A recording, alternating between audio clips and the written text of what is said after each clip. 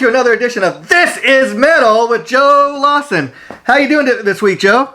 I'm doing good, Yeah, good to hear from you, my friend. And tonight we're going to be talking about Metal Church. And awesome. And let's just start off, I guess, Joe, with how big of a Metal Church fan are you, and how did you kind of first get into the band? Well, my first introduction, believe it or not, I heard Blessing in Disguise before I heard any of the David Wayne stuff. Yeah. So, and I loved that album and that lineup as well, especially Kirk Arrington, the drummer they had on that. I mean, for the time that album came out, I mean, he was just an animal, a powerhouse drummer, just a great drummer. And I was really impressed with it. I like the vocals. I like the songs. Now let me ask you, Joe, a guy that's a singer yourself and a frontman, what do you think it was about his particular, drum playing that really made you take notice of a drummer more than anybody else in the band? Just because the song structures weren't like Dream Theater or like crazy technical. I mean, they were good songs, but they were fairly straightforward and simple, and they were connected by the way that guy plays the drums. Yeah, and then he's a great drummer, and he's really aggressive, and I think it made a huge difference having a guy like that on drums for him.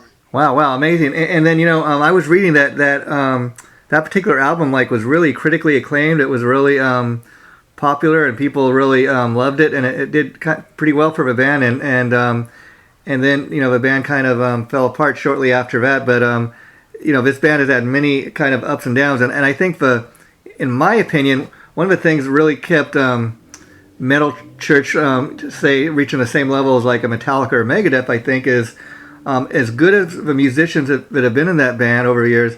I think constantly changing singers probably has played a role in the band not being bigger than what they should be, maybe. Yeah, I mean, it's kind of hard to pinpoint that, why somebody's more successful than somebody else. I mean, they did pretty well. I mean, they have quite a cult following, and all these years later, they've managed to maintain a sustainable career and tour and I think sign record deals and things like that. So they kept going, and I'm glad they did. I later found out. Listened to the classic Metal Church album. Beyond the Black and Metal Church, and it was that was like a whole new revelation. I was like, holy shit, this is awesome. Yeah, and I think, interestingly enough, once you get past the fact that there have been so many singers in the band, I think what the one constant, Kurt Vanderhoff, the guitar player, he's a guy that writes most of his stuff, and so that's why, in spite of always changing singers a lot, he's the guy that writes all this stuff. So that's why Metal Church has kind of been able to have somewhat of a distinct sound, if you know what I mean, despite all the different singers, because that's the guy that writes everything pretty much, and he's been the one consistent guy in the band from day one. Nice, yeah, definitely. And I mean, he's you can call him the founder, the boss, the songwriter, whatever, and everything has that sound that is identifiable. It's him behind it, and he's always got good musicians working with him and stuff, and that's the thing. I like a lot of the stuff too.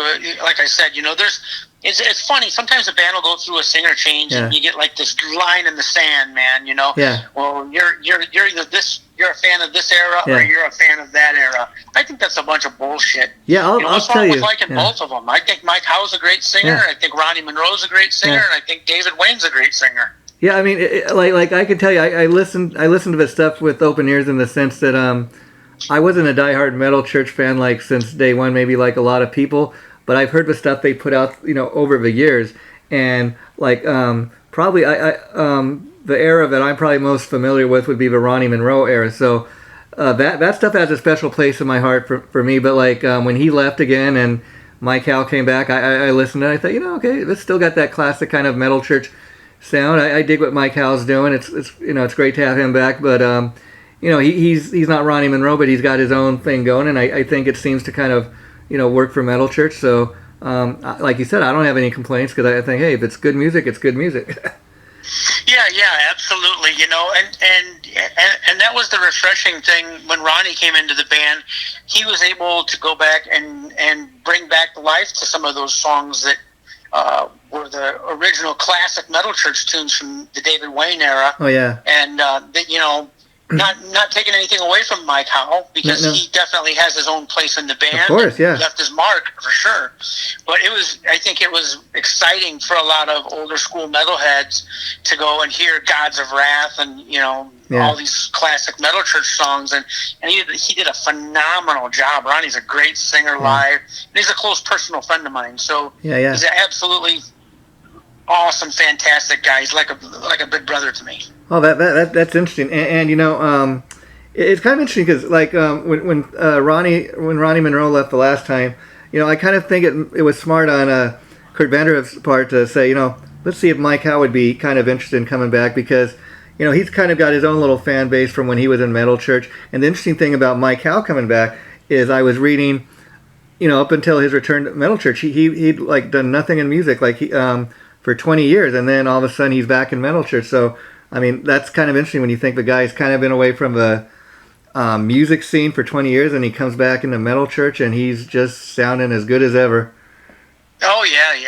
He's a fantastic singer in his own right, and I love all the stuff that he's done. And actually, the last Metal Church album, personally, that I've bought was the "Damned If You Do" record. And it's a good record. It's a solid album, and I think that they're onto some good stuff, and they'll probably put out some more good stuff, for sure. But it holds a special place in my heart. Like I said, when Ronnie came into the band, and I got to know Ronnie on a personal level, and he helped us get some shows and stuff. Wow. In Chicago, we got to actually play with Metal Church, and he was a part of making that happen for us. And I've had a chance to interview him a few times over the years. Super nice guy.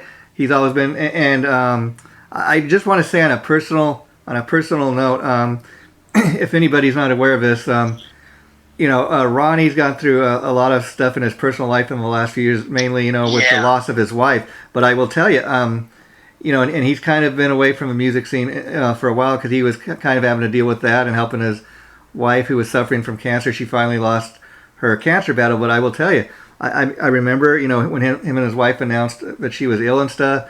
I mean, the thing that really impressed me about Ronnie was, he seems like a real sweetheart of a guy as far as like his wife had to, obviously when you have cancer, you get chemo and your hair falls out and stuff. And he just to prove his love for his wife and support, he's like, I'll shave my head too. And I thought, man, what a cool guy, Oh yeah, he is. He's got a heart of gold, man. He's just a great, genuine, great person. And talk about great person, great human being. I mean that just shows your love and support for a person. That not just doing something like that, but like putting your whole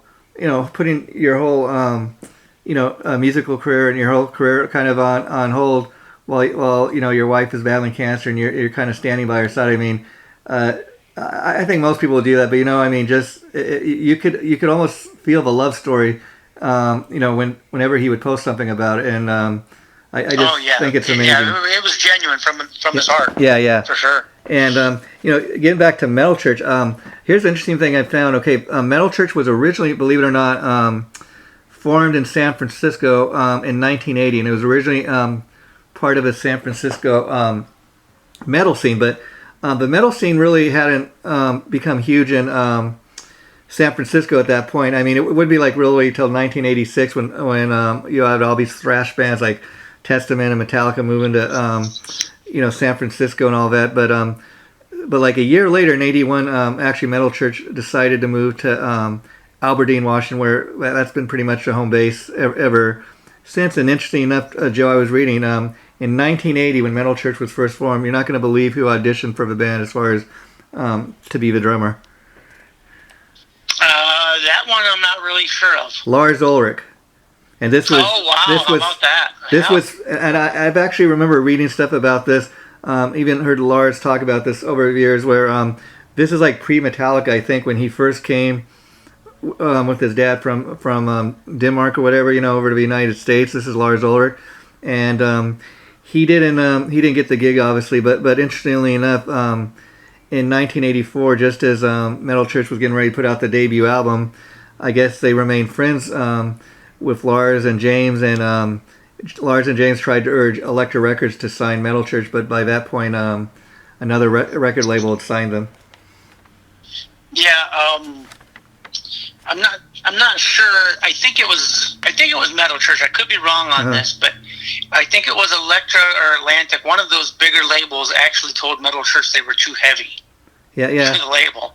That's kind of comical. I'm wondering if it was Elektra only because, like I said, I was reading that where Lars and James were trying to get Elektra, which was Metallica's label, to sign them, and that may very well be the case because you remember there weren't a lot of real heavy core metal bands even back in 1980. Probably the closest thing you would come to maybe like a Saxon or something like that. I mean, and I was reading also Metal Church was kind of considered like a cross between American metal and the new wave of British heavy metal bands. So I guess that's what they were kind of influenced by. Yeah, for sure. I mean, they're one of those bands, that's just been around. They've stood the test of time, and they're still going. And like I said, I'm glad that they still are because I think they're a fantastic band. There's a place in the metal world that'll always be there for Metal Church to me. Yeah. I mean, like you just said, they've been around since 1981. I mean, that's quite a haul. And I was reading they briefly went by another name, Shrapnel, and I didn't say why they changed their name, but just for any trivia buffs out there, that's a little interesting thing I was reading. And then, of course, you were mentioning they also had a singer by the name of David Wayne, and on May, I guess he was in a serious car accident and he suffered severe injuries. And on May 10th, I think it said 2000. I didn't write the year down, but he died eventually from his injuries from the car accident. And what are you going to do when somebody dies? I mean, you either have to decide, okay, we're gonna break the band up because this guy died, or we're gonna carry on. And I think they made the right decision to kind of carry on, and he was able to prove that we can carry on with another singer. And then it's interesting because one guy stopped by our This Is Metal page, and he was saying David Wayne's the only singer for me, but I could see somebody, especially when somebody died, you kind of have that feeling like that's the band I grew up with, or that's the lineup that I first got me into the band. But I think if people listen to this music with open ears, you might be surprised at how good it really is.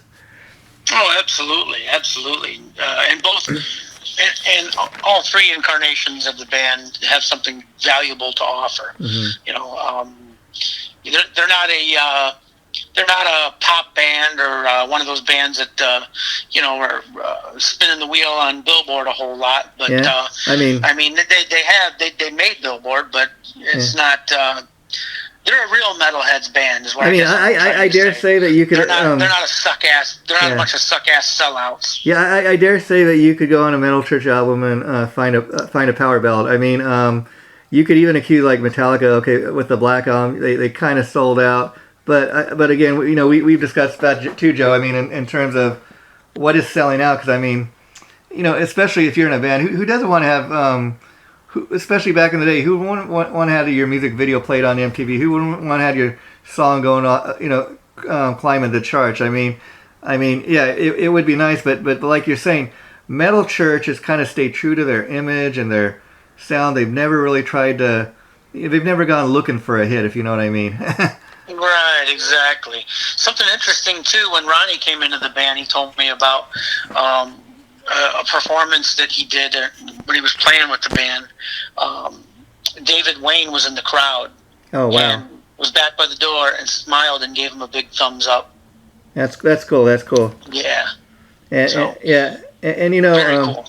Yeah, and then also Metal Church has never seemed to be a band that kind of I don't know if they've ever had any like dirty laundry there, but you never hear about any of the band members really kind of feuding with one another. They're not one of these bands that kind of puts their stuff out there, and I think that's pretty cool, to just kind of focus on the music. Yeah, well, I mean, they're people, and it did happen, but they work through it, and they either go their separate ways and they make new music with somebody else, or they bury the hatchet and they continued on, and that's what's most important, because that's how the fans win, that's what it's all about, I mean, establishing a legacy. I always say there's two types of musicians. There's resume builders and there's legacy builders. Yeah. Metal Church is a legacy builder.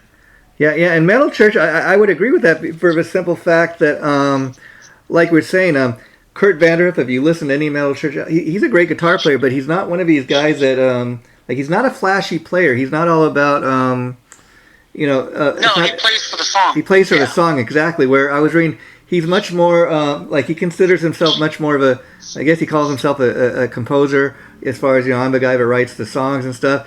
I think, having a good song, I think that's more important to him than having a flashy guitar solo or getting on the cover of Guitar World magazine, and I think that's why they have lasted since 1980 in one form or another, because, I mean, he's one of the guys who really, he cares about the music, cares about writing a quality song, and it's not all about, let me be the flashiest lead guitar player I can be, Exactly. Yeah. I mean, he's a great songwriter, and he's got outside of Metal Church, he's done other projects and other recordings and stuff that kind of expanded on that statement as far as his, I think he had a band. I think he had a band called Presto Ballet or something like that a few years ago. Yep, and Vanderhoof. Vanderhoof, yeah, and so he's done a whole lot, but Metal Church has kind of been his main gig, and why not? Most recently, he's played on Todd Michael Hall's solo album, and wrote some songs with him, and released that on Rat Pack Records. Yes, now I'd love to see. A good friend of mine, Drew Hart, is actually playing bass and singing the harmonies for him. Oh, really? How interesting! Yeah. Wow.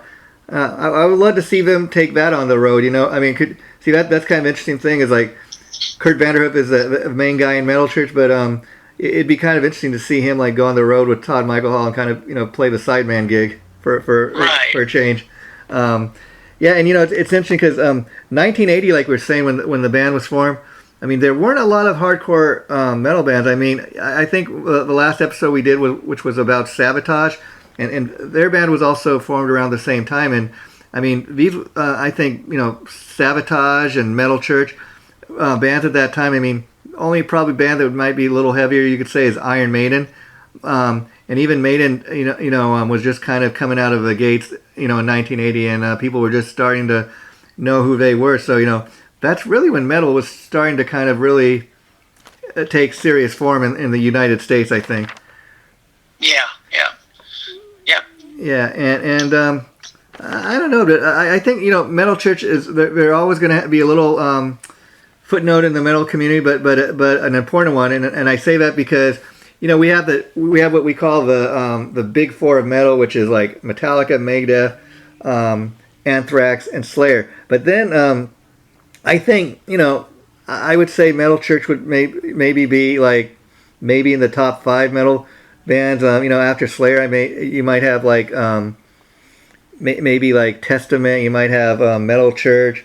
I don't know. What are your thoughts on that, Joe? Yeah, I agree. 100%.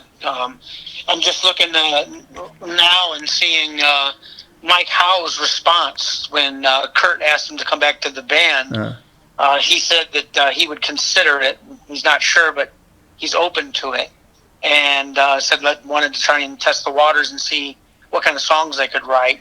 And that's when Kurt had started sending them over some songs in the same vein of where they left off 20 years ago, and it impressed Mike and inspired him, and the rest is kind of history. So I would. It's interesting that that there's that chemistry there, and that 20 years can go by, and then boom, they can just pick back up where they left off. Well, again, it's pretty neat, I don't know this for a fact, but I kind of think Kurt had to been thinking, well, okay, I got 2 options here. I could maybe maybe try to get a totally brand new singer and see how people respond to that, or people are going to be like, Okay, another singer in Metal Church. Or let's see if one of the old singers, Mike Howe, wants to come back. And it's very interesting because I remember when Mike Howe first came back to the band, reading very much what you were just saying, Joe, and part of his hesitation and saying, oh yeah, I'll consider, was the fact that he hadn't done anything musically, outside, for the last 20 years. He just kind of was living life and had a regular, 9-to-5 job or whatever, but he totally was away from music for 20 years, and after 20 years, probably you got to start thinking, well, do I want to get back into it? Haven't done it for 20 years. I wonder what that'd be like going into the studio or performing on stage after not doing it for 20 years. Right. I mean, what's the longest you've been without being on stage? Would that be the last year because of all this COVID stuff? It's getting close. Yeah. Yeah, I'd say so. Yeah, but that's another interesting thing with Ronnie. He on the new Scream King record, he sings with me on the title track, "The Indomitable Spirit." So, and you guys, you'll get to see that, and there will be a video also with Ronnie in it. Oh, how cool is that? Yeah. So, can you share with us, Joe? I mean, I know you're a musician, and you probably know him from the music scene, but go back in time and show us, like, how did you first hook up with or get to know Ronnie? Was it opening for him or what? No, you know what? Honestly, it was just conversing with him online. Yeah. I would send him, sometimes I would send him songs if I was auditioning for something or working on new material, and he would give me really good input and valuable feedback. And, so we kind of started a friendship that way.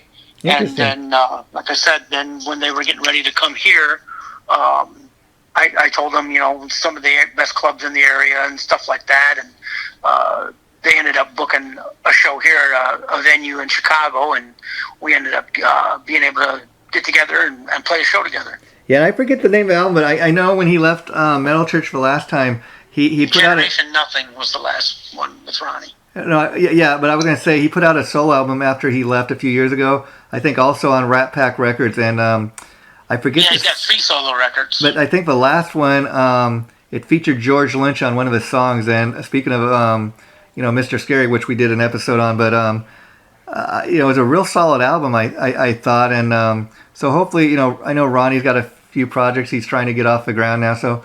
Hopefully he's definitely back to working on music and stuff, and I won't say anything that he does that I can't say. Yeah. So I mean, he'll let you know what he's doing.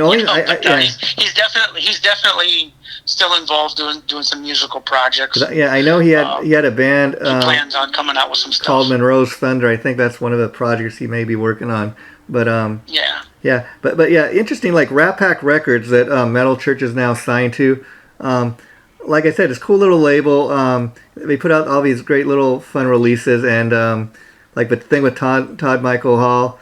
I mean, I'm pretty sure they were able to get Kurt involved with that just from being on the label, and then the fact that Ronnie Monroe used to be in Metal Church. He got put out this great solo album. So it's a cool little. Absolutely. It's a cool little label. And, you had mentioned earlier, Jason, about them being plagued with different singers, but it wasn't just different singers.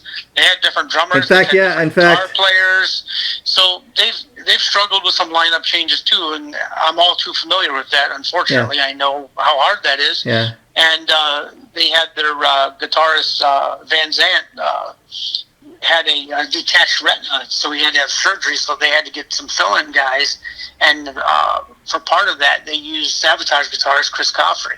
Oh wow! To fill in and do a tour with them. Yeah, you make a very good point, Joe, because I'm aware of what you're saying. In fact, so much that another drummer they were using a few years ago, I think he may be back with the band, is Stet Howland, who was briefly in Wasp, but a few years back he was in a serious car accident as well, and he had to take some time off from Metal Church. But I think he's recovered now. But in any event, like you're saying.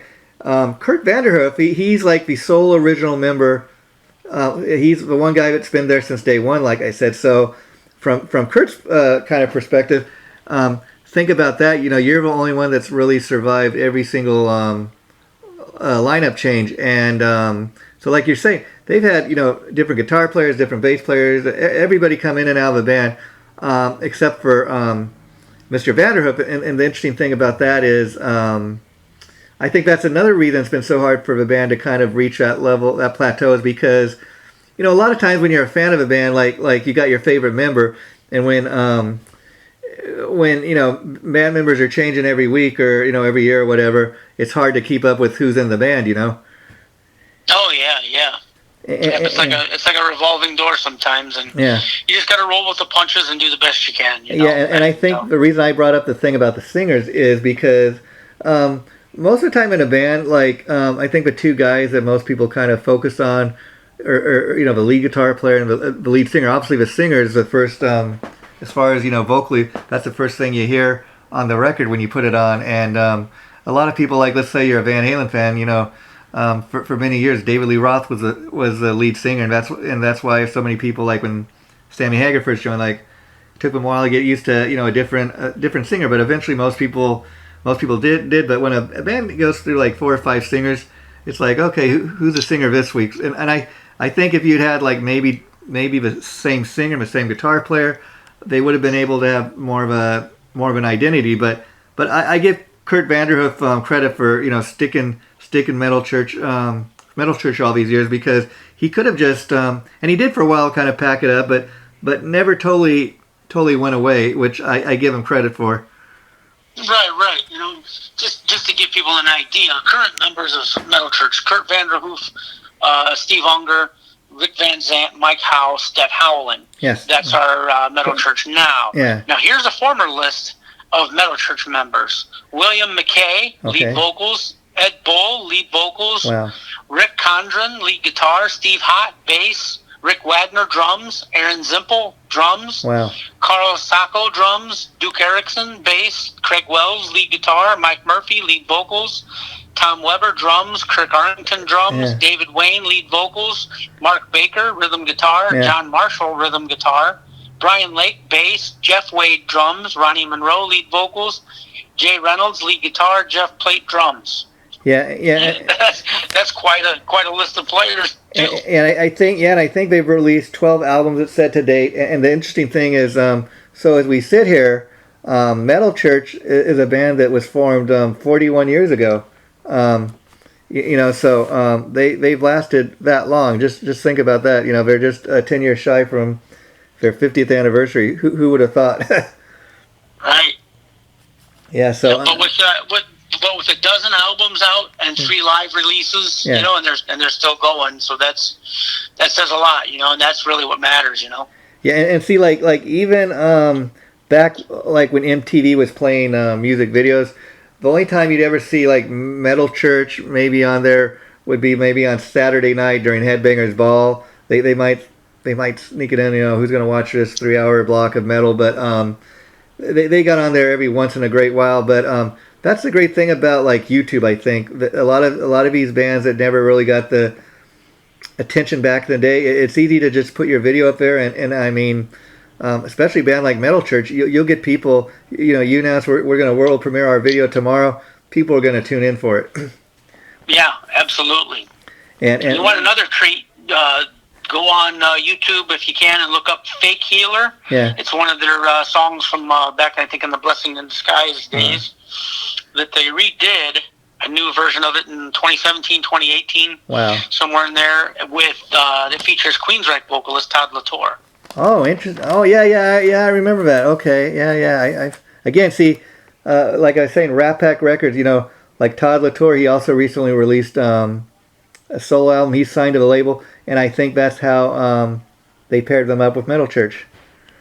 Yeah, it came through their label, it says on the website, but it's pretty cool to hear 2 heavy hitters like that working together, Oh, yeah, no doubt, no doubt. And the track listing for that's really great, too. Beyond the Black, Date with Poverty, Gods of a Second Chance and Mourning, Watch the Children Pray, Start the Fire, No Friend of Mine, Badlands, Human Factor, Fake Healer, and studio version of Badlands. Yeah, and the great thing about Metal Church is they're really not mainstream in the sense that like they didn't make it doing like a big I think the only song they ever really covered was on the first album they did a cover of Deep Purple's Highway Star. But what's kind of interesting about that is they did like they didn't really stay true to the original Deep Purple version. They kind of really metalized it, which is kind of kind of interesting.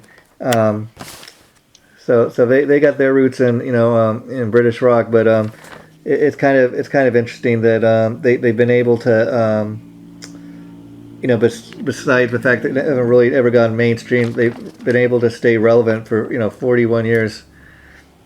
Absolutely, they've got a lot of great albums out, and despite all those lineup changes, I mean, they were still able to put out a dozen records. Oh yeah, so they kept soldiering on. And what's interesting too is they've been signed to many different labels. They've been on Rat Pack Records for the last 3 or 4 releases. So I think that's their new home for a while. But and I think that makes a difference too. That you got a record label that believes in the band finally. And again,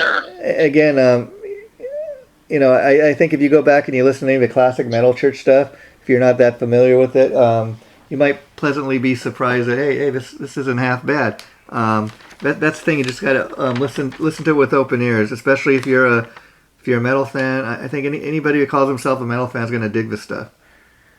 Yeah. Their longest. I'm looking now. It looks like their longest period of recluse was in between "Hanging in the Balance," released in '93, and their album "Masterpiece," which was released in '99. So something in that time frame, obviously held them back, or maybe they disbanded. Well, I was reading that Kurt Vanderhoff. 7 years. That's a pretty good stretch. I heard Kurt Vanderhoff at that point. I was reading had kind of just he got tired of touring. He wanted to take a little bit of time off, and I guess he finally wanted to go back on the road.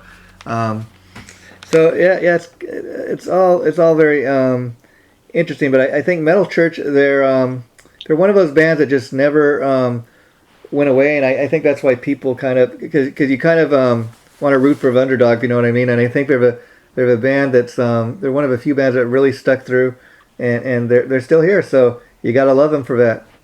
Absolutely, their music's like a raw slab of meat. It's just in your face and kicking ass. Yeah. In fact, when I first got everything that a good metal band should be. Yeah, when I first really got back into Metal Church, I think was when they released that album with Ronnie Monroe, Generation Nothing. And I gotta say, that's one album. Like, if you're not really familiar with Metal Church, that's a great place to start too. Because to me, that's one of the albums which just is really solid metal from top to bottom. There's not really, I would say it's all killer and no filler. I liked every single song on that album, and it's kind of interesting because that was when Ronnie Monroe came back. It just lasted for one album, unfortunately, but it was a solid album, and like Generation Nothing to me, it's just kind of it's like you have people from the Love generation, you have people from the grunge generation, and like I guess if you're a Metal Church fan, you just really don't care about really nothing but listening to metal. But that was a perfect album for the fans at that time. Yeah. Ronnie's actually done 4 records with them. Yeah. The first of The Weight of the World, and then 2 of my favorites that he did is Light in the Dark and This Present Wasteland. Yeah. Those 2 are really great records too. If you're not familiar with those, or if anybody's listening that isn't familiar with the Ronnie Monroe era, I would point them in that direction as well. Those are 2 really solid albums, Light in the Dark and This Present Wasteland. Yeah, and what stands out to me about Ronnie Monroe, or really any of the, especially when you're talking about any of the singers that have been in the band over the years, is like, when the original singer leaves, that the guys that came into the band, they were kind of allowed to kind of create their own sound, or get their own vibe or their own influence in the band, rather than trying to sound like the original guy. Where I think if you do that, it sounds kind of like phony, and like you have a lot of these bands, even they'll get a guy from a tribute band, that has played all these songs over and over, trying to mimic what the original guy did. You can tell like it's kind of a put on. Whereas if you get a guy that can really sing and he's got his own thing going, people are going to be more into that, I think. Oh, absolutely, yeah. Ronnie's a natural. He is. I mean, he doesn't there is no faking it with him. And when we played the show with him in Chicago, he was actually really sick. Wow. And you would never know. He just came back and destroyed the place. He sounded great. Yeah, what a pro. And that's all I pretty much have to say about Metal Church today. Anything else you'd like to mention before we move on, Joe? Well, like I said, if you're not familiar with that, you're probably not much of a metalhead. But if you're not, like I said, check out. Like Jason was saying, listen to it with an open mind. Yeah. I'm sick of seeing these people saying you got to be a Tim Owens fan or a Rob Halford fan. You can't like both of them. You got to be a Mike Howe fan or a Ronnie Monroe. You can't like both of them. That's a bunch of bullshit, man. Don't limit yourself. Yeah. Listen to the stuff, and if it's good and you like it, you like it. And that's okay. Yeah. You're not being disloyal to the band or whatever bullshit people think. If you like it, then you like it. And if it's true talent, which all those guys that I just named are super talented singers. Yeah, in fact, they all offer something really good. In fact, don't sell yourself short. Yeah. Check out all of it, and you might just find out that you like a little bit of both or all of it. Yeah, that's what I urge people to do, Joe. Because here's the thing. Like I was saying, just to be honest here, I'm not a diehard Metal Church fan, but I will tell you, anytime I've got a few of the last releases like we've been talking about, and like the last release, it was like a collection kind of these rare tunes that they never released before, like stuff they'd left over from the studio, never made it onto any of the studio records, and they put kind of unreleased stuff. It was a nice little thing to do for the fans, but I thought it was still a solid record. Hey, this is fun. They putting this out there till they get the next album out, and I can also say any Metal Church album or song I've ever listened to, I have dug. So I think if you listen to it with an open ear, you're going to find it's pretty cool. It's pretty cool stuff, and that's the thing. And even though I'm not a diehard like real major Metal Church fan, I dig Metal Church, and if when they have a new release out, I guarantee I'm going to buy it because I've loved the last few things they've done, and so I just urge people really to do like Joe's saying, because you really might surprise yourself and find out, hey, you know what? This is pretty good. And even though I'm not a diehard fan, of every single, I don't have every single album in my collection. I will tell you this: anytime we do a show like tonight, I said, okay, well, I want to sound a little bit like I know what I'm talking about. I'm going to get online, do a little research for the show, and that's what I can tell you. I always do. And a lot of times, like when we did the Sabotage episode, like I told Joe, I'm aware of who Sabotage is. Again, I'm not a major fan, but I'll tell you, in prepping for the show, I did my research. I went online and listened to some of the albums, and I was amazed how much it's like, man, how did I miss Sabotage the first time around? How is it that I did not get more into the music? And just great stuff, man. And just from doing This Is Metal, I'm like, wow, thanks for turning me on, Joe, to Sabotage. I'm gonna go get some of these albums now. Yeah, likewise, man. Everybody's limited with their time sometimes, and you can only do so much in a day. But, venture out there and listen to some stuff and give some stuff a chance, And another reason why I'm bringing this up about, the whole, you can't like this singer, like this singer. The reason why I'm bringing that up is, KK's Priest, KK Downing of Judas Priest, just released pre-order sales for his new record, KK's Priest, Sermons of the Sinner, or something. Yeah.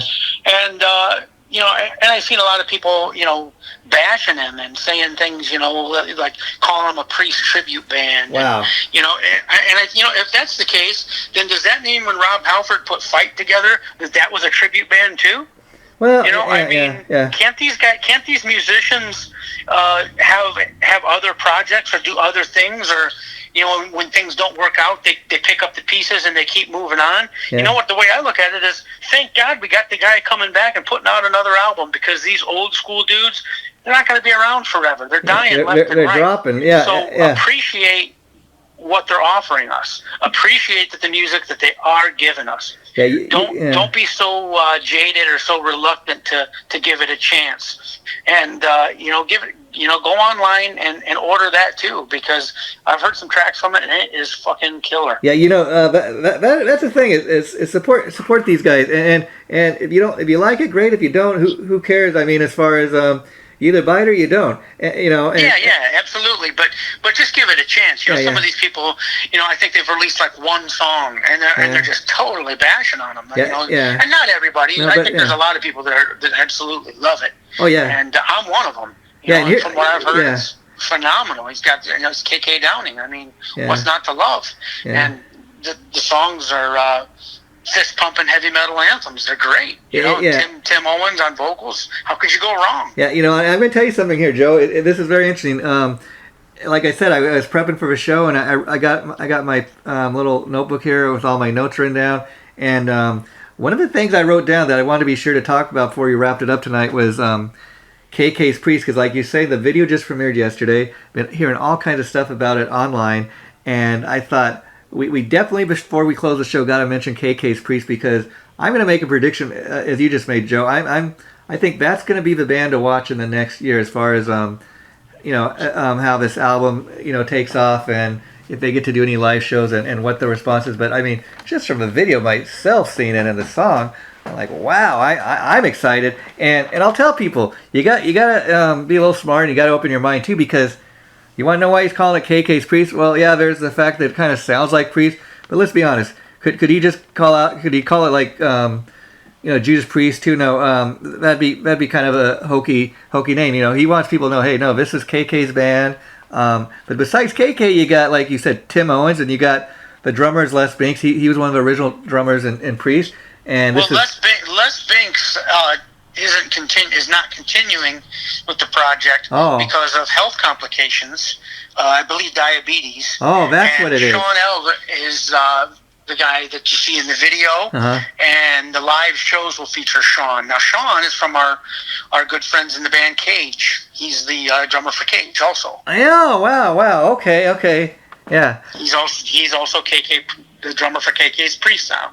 Yeah, so even that band is altered because of I guess Les Binks' health complications. Yeah. But that was the original concept. We're gonna have 3 guys that have been in Priest.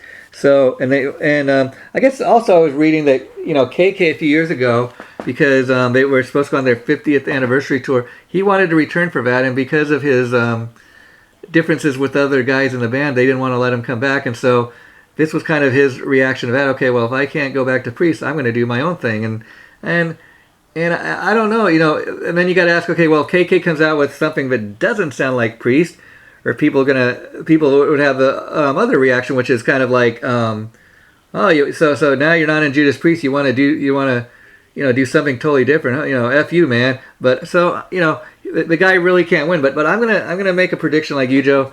This is a band to watch in the next year, I think. Absolutely, yeah. Give it a chance. Check it out. Go online. The stuff is real reasonably priced. He's got digital download, CD, and vinyl on his website, kk'spriest.com. Yeah, and I believe again, not to take anything away from Metal Church, which was our topic of the evening, but make sure you get plenty of Metal Church in there as well. And other than that, I'd just like to say thanks to Ronnie Monroe for being a big brother and a huge influence and a fantastic friend to me.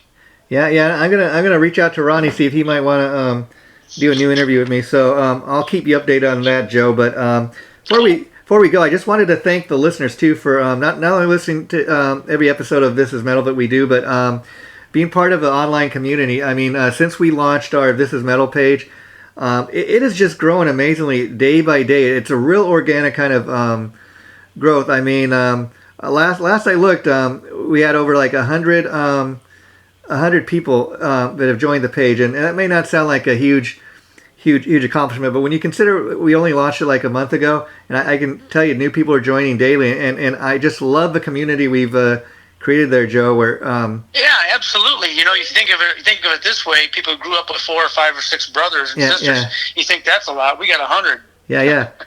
And so we appreciate the interaction and the engagement and the posts and comments, and we look forward to seeing them every day. So keep posting stuff. Let us know what you want to hear. Ask us questions, and just keep it fresh, keep it alive. Yeah, and the last thing I kind of want to comment that has kind of been big metal related news in the last couple of days that we kind of were talking about on our pages.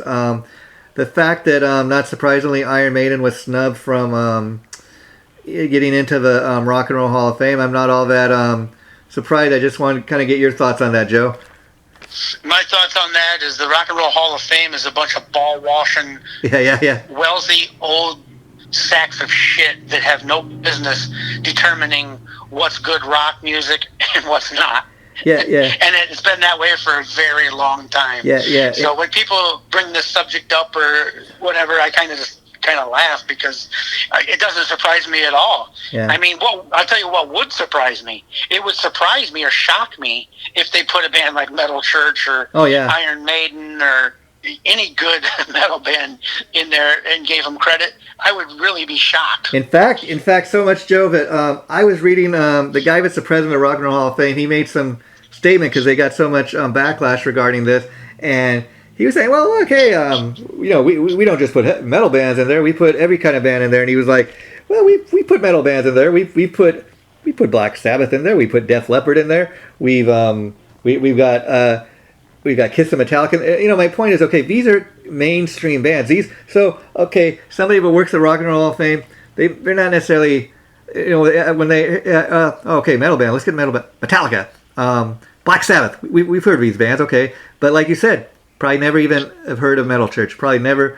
They know who Iron Maiden is. That's probably another way they kind of got on the ballot. But I was reading a couple of days ago where it's like, well, the crazy thing about when some of the statement that you just made about being mainstream, even though Maiden isn't by a lot of people's standards considered mainstream. If you look at their record sales numbers and their merchandise sales numbers and their tour attendance, they're up there with the fucking Beatles. Oh, yeah. I mean, they sell out stadiums around the world still. Yeah. That's what I'm talking about. How they've got this. They really don't have a clue of a rock and roll Hall of Fame. I mean, like I said, they're like a casual metal observer, so to speak. These guys that run the Hall of Fame. Oh, what's a metal band? Def Leppard. Right. Def Leppard. Pour some sugar on me. I mean, I will say Def Leppard back in the day when they first two albums maybe were a little harder, a little more metal. But that's their idea of metal, you know what I mean? Oh, well, hey, we included Def Leppard showed some promise with the first record, and then that all went to shit when they hired Mutt Lange, and he chopped the balls off of the guitar sound. Yeah, but that's the thing with the Rock and Roll Hall of Fame. Hey, we got Def Leppard, we got Metallica, Metal Church, but like you said, they don't have a clue, like when it comes to Maiden, how many records they've sold. They just, Maiden. They're obviously not looking at what people really are interested in and what people really do love and respect. I mean, it's what they want to do. Yeah, like I said, they're a bunch of pompous, old, rich, nose in the air, fuck you, I'm better than you type of la-ti-da people. Yeah. So, like I said, it doesn't surprise me. Yeah. I don't need people like that to give recognition to the bands that I love. Yeah. I'm a real metalhead. Yeah. I listen to the music that I love because I love it. Yeah. I don't care if they're on Billboard. I don't care if they're the hottest thing at Hot Topic or whatever. Yeah. The latest craze or phase is. That's not metal, Yeah. And so to me, it's kind of a good thing that they're not in the Rock and Roll Hall of Fame. That means they're a kick-ass band. Yeah, but the other thing that gets me about the Hall of Fame that I gotta bring up is like for example. When Motorhead got nominated last time, they didn't. Of course, they didn't make it in. I mean, when they got nominated, Lemmy had just died. So you think, oh, okay, the guy just has died. So maybe they'll get in this year. But even dying, he doesn't get in. And then when they thought that Motorhead was going to get in, maybe they said, well, we're not gonna include any of the other current members because we're just going to include the original guys. But then the fans had such a reaction that they said, okay, well, if Motorhead gets in, we're going to include everybody. And then they did the same thing for, like, Metallica. Okay, we're going to include everybody that's ever been in a band. But then, like, for Kiss, they're like, you know what? No, we're only going to induct the original four. So I love how they have different rules for different bands, too, Yeah, they make it up as they go. Who cares? Yeah. Spend the time listening to music and enjoying what you really love. You know what I mean? And so don't miss out on something because it's not, like I said, it's not the trend or flavor of the month, or it's, you know, or whether it is or is not Hall of Fame material. Yeah, I think listen to it because you want to listen to it. I think Bruce Dickinson even said something recently along those lines, which is that he didn't care what the Rock and Roll Hall of Fame thought. He cared more about the fact that Maiden's got such a strong fan base, and that's one thing about Maiden. Their fan base grows bigger and bigger every single year. It just amazes me, and it's not just in their home country of England. It's worldwide. Mexico, Russia. I mean, it's worldwide. It's just amazing. And the final thing I'm going to say, Joe, that I really think is important, but that you kind of posted today in regards to all this on our This Is Metal pages, you posted something about the Metal Hall of Fame, and that's an organization I'm aware of. It started up like just a couple years ago, but they do a great job of it is what it's called, the Metal Hall of Fame. I mean, the guy that runs it, I mean, he picks like so many, like Carmine Appice got in one year, Rudy Sarzo, Frankie Banali.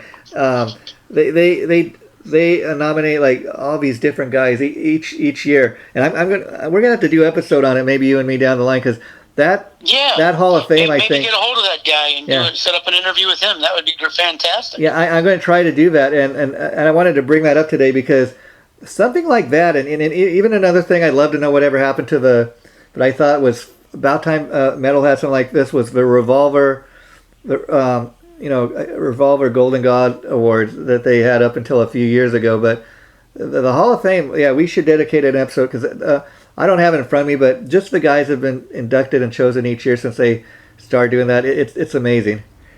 Absolutely. Well, sounds good. Well, Joe, we will be talking next time about Striper, so I look forward to that, my friend. You take care.